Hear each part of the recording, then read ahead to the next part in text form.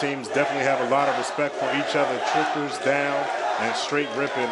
Triggers Down advancing in this matchup 3-2 over Str8 Rippin. And all the props in the world going out to Hines there, 16-12 with a +4. Pistola's right behind him with a +3. Elmite going 18-12 on that one, putting up +6. But Triggers Down just had the bigger swarm there. They advance over Str8 Rippin.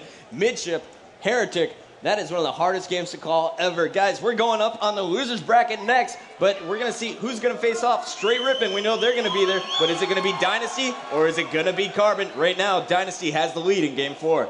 And a whole lot action, more to come. That, plus the Old Spice swagger moment of the match. When we come back, don't go anywhere. Stick around, guys. We'll be back. MLG 2009 Pro Circuit. And welcome back here. You see the score. Triggers Down 3, Str8 Rippin 2. The winners bracket finals going a full 5 games. And gentlemen, did we expect anything less?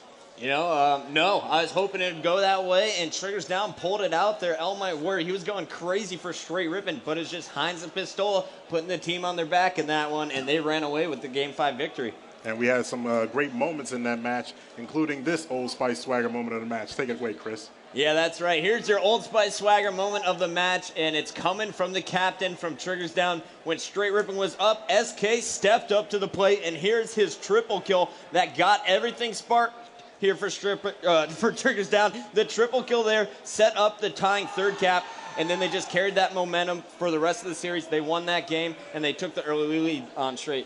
And indeed, and right now we got Str8 Rippin, who's waiting in the losers bracket finals between our winner between Dynasty and Carbon, who are all locked up 2-2 right now. But Triggers Down, they're moving on into the championship. They're looking to become the first repeats in Halo 3. What do you think? You know, I think it's not surprising that Triggers Down is going to be in the championship match, but what is surprising is that Carbon is in Game 5 with Dynasty right now, and Dynasty was up 2-1. Carbon came back, and they won that Game 4. Right now I'm looking at the camera, but I'm really looking out of the corner of my eye to see who's up, and it looks like Dynasty is winning Game 5 right now. Str8 Rippin, they're going to have a tough matchup either way, whether it's going to be Carbon or Dynasty in the losers bracket finals. Do we have any predictions, gentlemen, on what's going to happen the rest of the way out here?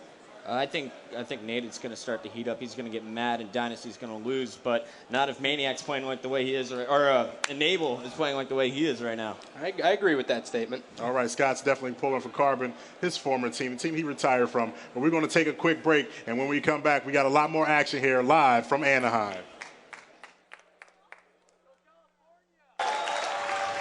The crowd here is really pumped up, and we are pumped up here in the booth as well. A lot of great, exciting Halo 3 action going on.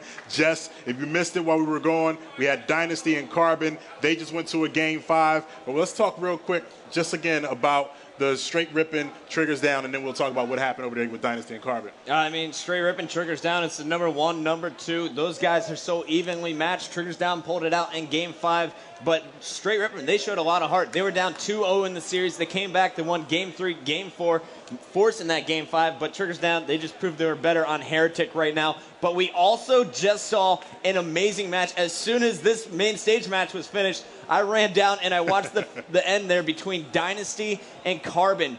Dynasty was up in the final moments of that one.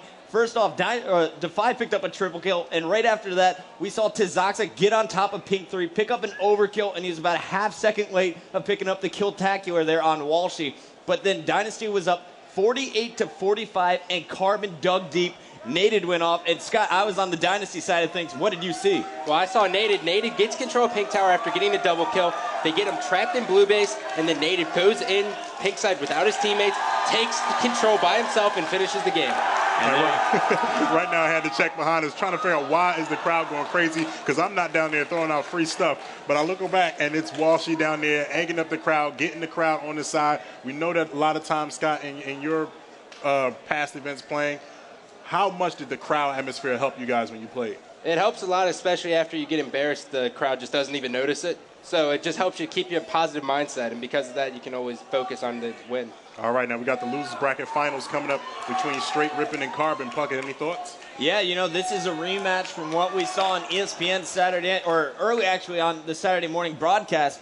Now, Carbon's trailing here. They're down 3-1. Str8 Rippin has the advantage. And now since these two teams have a history at this event, we're going to a best of 11. So it's Carbon.